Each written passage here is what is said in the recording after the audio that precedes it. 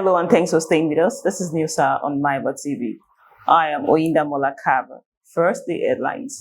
Are you looking for a perfect way to showcase your brand or event?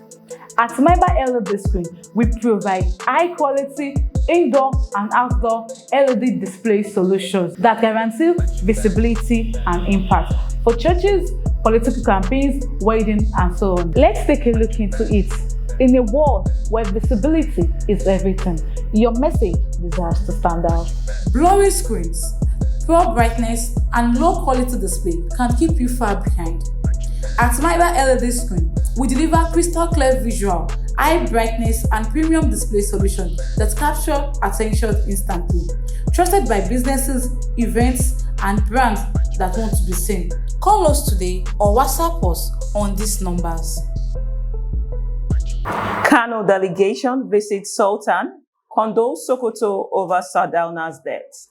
2027, Tinubu, Atiku, Obi weigh ex-governors for campaign DG roles. Experts seek proactive strategy against rising cybercrime. Jeff Sterling tips Arsenal to retain Premier League title. Lagos ready to host 2026 CAF Awards, Sanwo-Olu. News in details.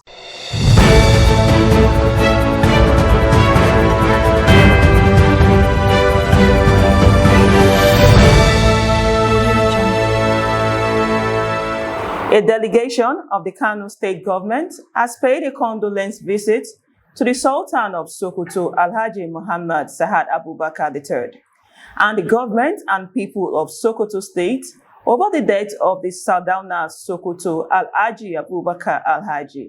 The condolence visit, undertaken on behalf of Governor Abba Yusuf, was disclosed in a statement issued on Sunday by the governor's spokesperson, Sanusi Tofa. The delegation was led by the Deputy Governor Murtala Garu and included the Secretary of the State Government, Umar Ibrahim, the Emir of Kano, Muhammad Umar, the Kano State APC Chairman, Umar Doguwa, the Commissioner for Culture and Tourism, Aisha Saji, and other senior government officials. Receiving the delegation, the deceased first son, Aminu Abubakar, expressed appreciation to the Kano government for the show of sympathy and solidarity during the family's period of mourning. The delegation also proceeded to the Sokoto State Government House, where they were received by the Deputy Governor of Sokoto State. The delegation also proceeded to the Sokoto State Government House, where they were received by the Deputy Governor of Sokoto State and the Secretary to the State Government.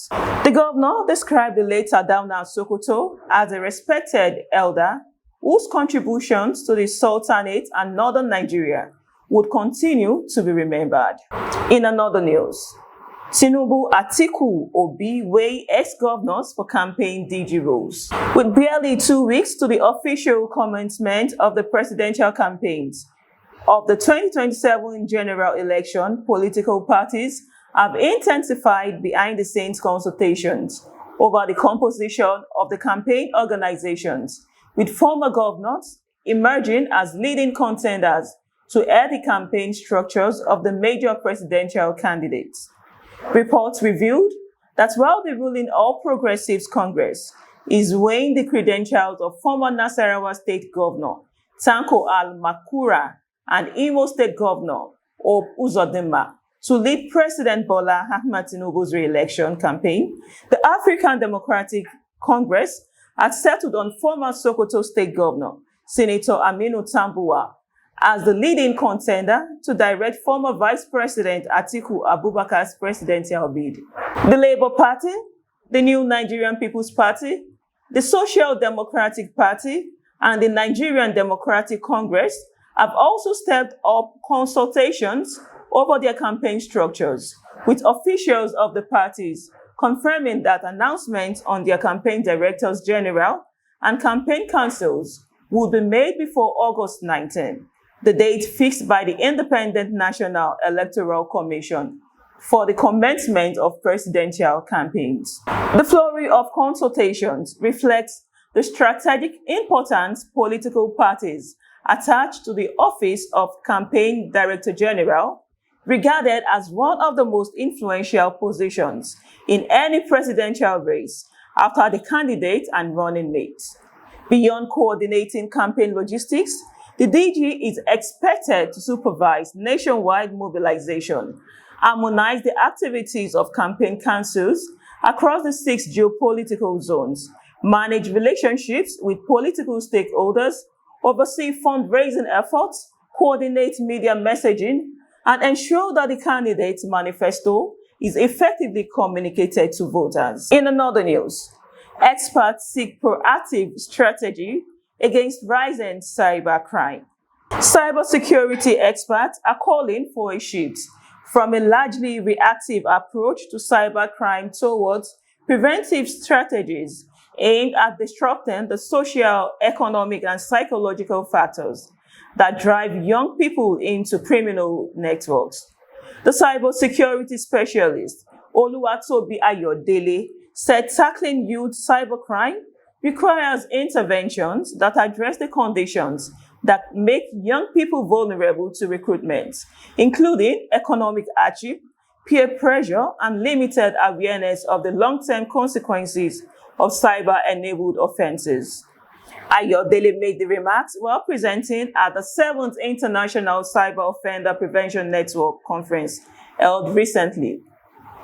In his presentation, titled Operation Pipeline, Disrupting the Cybercrime Talent Pipeline Through Prevention, Ayodele argued that criminal groups often exploit financial frustrations among young people, portraying cybercrime as an attractive pathway to economic success.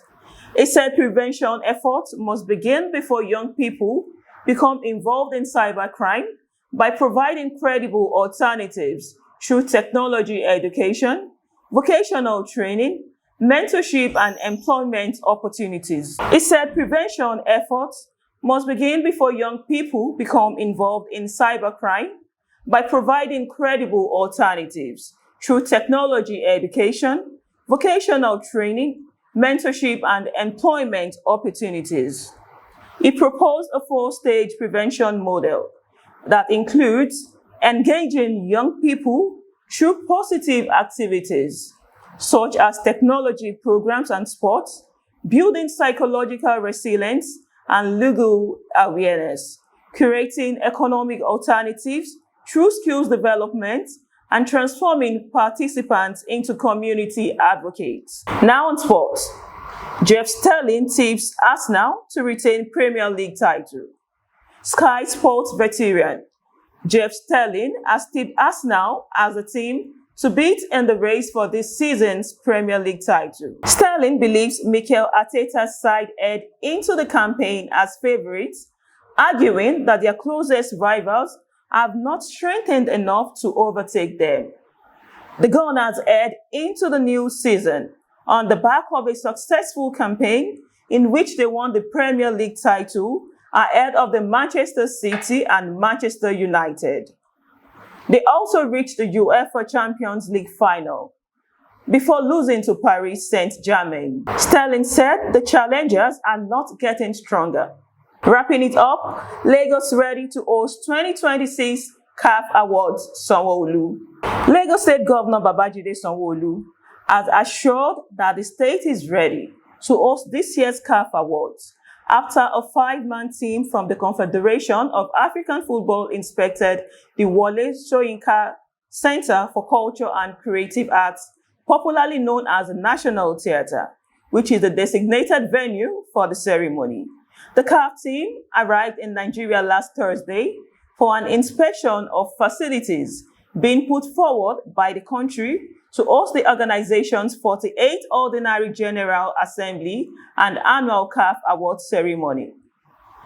They were received by officials of the Lagos State Sports Commission, led by Director General Lekan Fatodu, as they inspected the National Theatre on Monday. This is the end of New Star on MYBA TV. Don't forget to follow and subscribe to all our social media platforms at MYBA TV.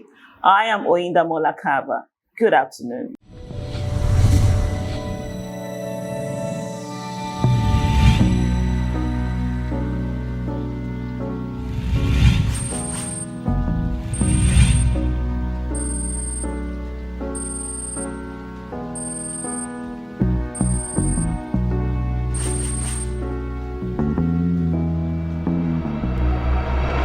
MYBA TV, bridging the gaps.